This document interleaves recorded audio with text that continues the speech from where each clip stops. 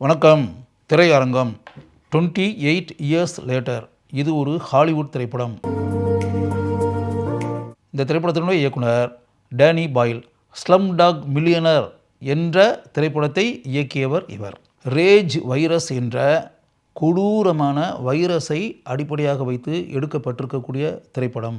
படத்தினுடைய ஆரம்ப காட்சியிலேயே அந்த ரேஜ் வைரஸால் பாதிக்கப்பட்டவர்கள் ஒரு வீட்டிற்குள் நுழைந்து அந்த வீட்டில் இருக்கக்கூடிய பலரையும் தாக்கி அப்படிப்பட்ட நிலை உண்டாகும்போது அந்த குடும்பத்தின் இல்லத்து அரசியான பெண் மரணத்தை தழுவக்கூடிய ஒரு சூழல் உண்டாகி அந்த வீட்டின் அருகில் இருக்கக்கூடிய அனைத்து குழந்தைகளுமே மரணத்திற்கு ஆளாக வேண்டிய நிலை உண்டாகி ஜிம்மி என்ற பெயரில் இருக்கக்கூடிய அந்த வீட்டில் இருக்கக்கூடிய சிறுவன் அங்கிருந்து தப்பித்து ஓடி தேவாலயம் ஒன்றிற்கு வருகிறான். அங்கு அவனுடைய தந்தை பாதிரியாராக இருக்கிறார்.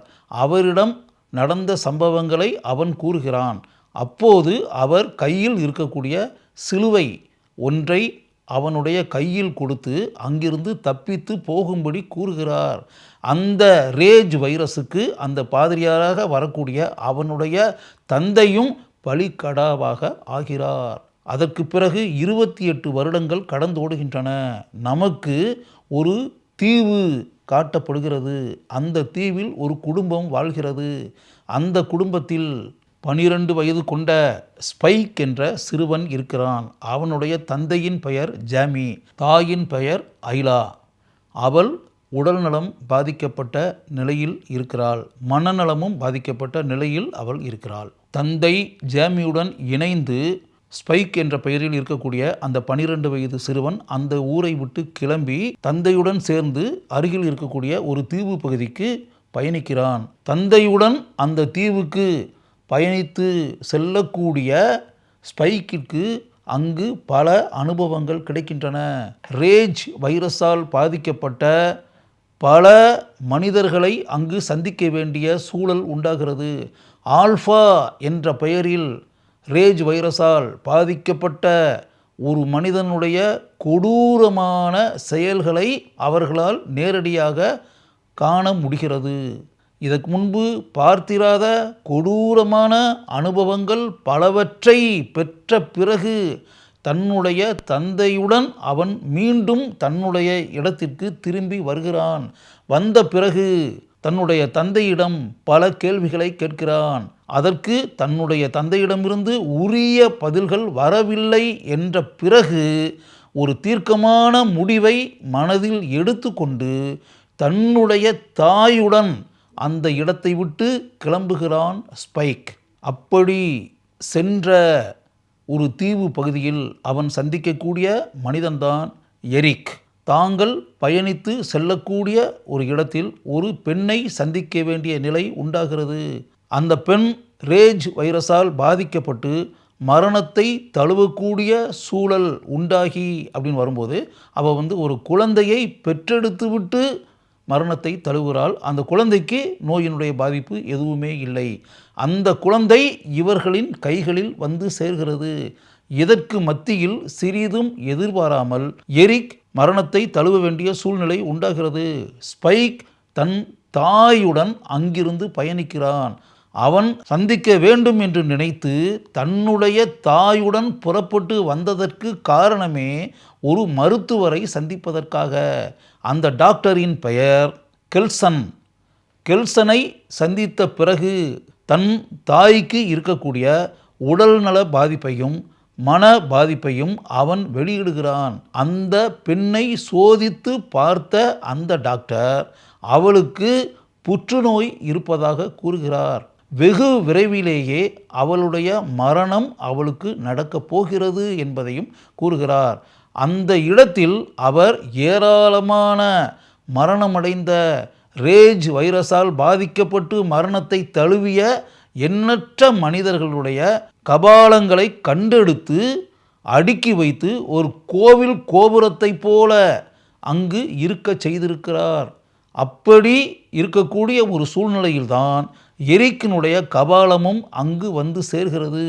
இதற்கு பிறகு சிறிதும் எதிர்பாராமல் இவனுடைய தாய் மரணத்தை தழுவுகிறாள். அதற்கு பிறகு அவளுடைய கபாலத்தையும் ஸ்கல் எடுத்து கொண்டு வந்து இந்த மருத்துவர் சிறுவனான ஸ்பைக்கின் கையில் கொடுக்க, ஸ்பைக் உயரமாக ஏறி சென்று உச்சமாக இருக்கக்கூடிய இடத்தில் தன்னுடைய அன்னையின் தாயின் கபாலத்தை வைத்து வழிபடுகிறான். படத்தில் மிக டச்சிங்கான சீன் அந்த சீன். மனித வாழ்க்கையில் மரணம் என்பது சிறிதும் எதிர்பாராமல் எப்படி வந்து சேர்கிறது அப்படின்ற உணர்வு அந்த காட்சியை பார்க்கும்போது படம் பார்த்து கொண்டிருக்கக்கூடிய நம் அனைவருக்குமே உண்டாகும். அதற்கு பிறகு அந்த குழந்தையுடன் தன்னுடைய ஊருக்கு ஸ்பைக் திரும்பி வருவான். திரும்பி வந்த பிறகு அந்த குழந்தையை அந்த ஊரினுடைய நுழைவு பகுதியில் இருக்குமாறு செய்வான்.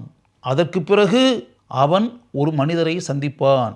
நடுத்தர வயதை தாண்டிய அந்த மனிதரின் பெயர் ஜிம்மி. அவர் தன் கையில் இருந்த சிலுவை கோர்க்கப்பட்ட சங்கிலியை ஸ்பைக்கின் கையில் கொடுப்பார். அந்த ஜிம்மி யார்?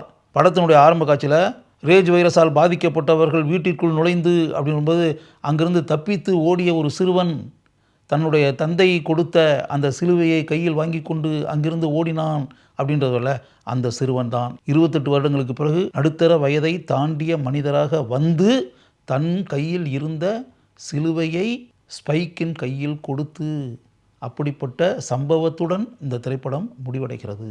இந்த படத்தினுடைய திரைக்கதையை எழுதியிருப்பவர் அலெக்ஸ் கார்லண்ட். மிகவும் நேர்த்தியாக இந்த திரைப்படத்தினுடைய காட்சிகளை அவர் அமைத்திருக்கிறார்.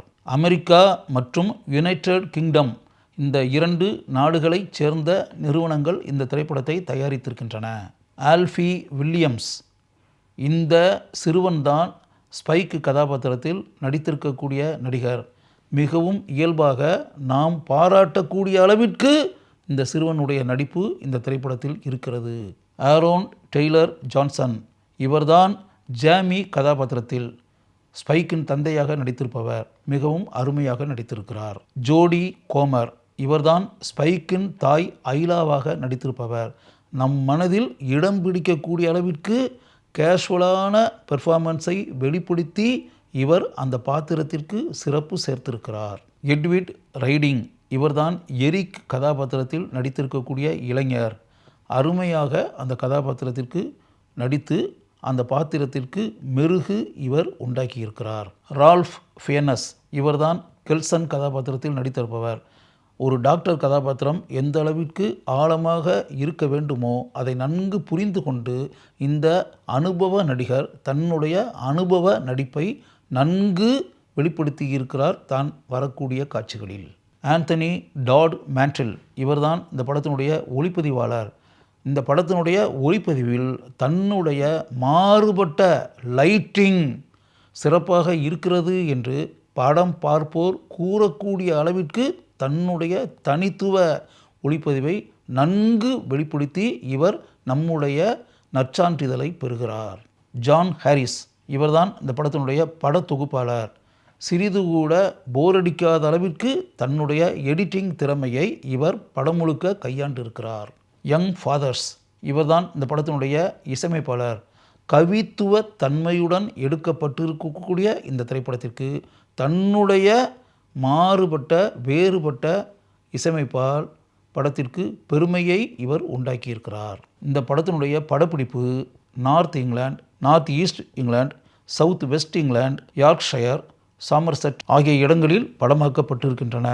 அனைத்து இடங்களுமே மிகவும் அருமையாக படத்தில் இடம்பெறக்கூடிய அளவிற்கு இந்த படத்தினுடைய திரைக்கதை அமைக்கப்பட்டிருக்கிறது. ஒரு கொடூரமான வைரஸ் பரவினால் இந்த உலகம் எப்படி இருக்கும், இந்த உலகத்தில் இருக்கக்கூடிய மனிதர்கள் எந்த அளவிற்கு பாதிக்கப்படுவார்கள், எந்த அளவிற்கு மரணங்கள் சர்வசாதாரணமாக நடைபெற்று கொண்டிருக்கும், அதனால் இந்த உலகத்தில் எந்த அளவிற்கு சேதங்களும் பாதிப்புகளும் கவலைப்படக்கூடிய சூழல்களும் உண்டாகின்றன என்பதை மிகவும் தெளிவாக கண்ணாடி என பிரதிபலித்திருக்கிறார் இந்த படத்தினுடைய இயக்குனர் டேனி பாயில். அதற்காகவே இவரை நாம் பாராட்டலாம்.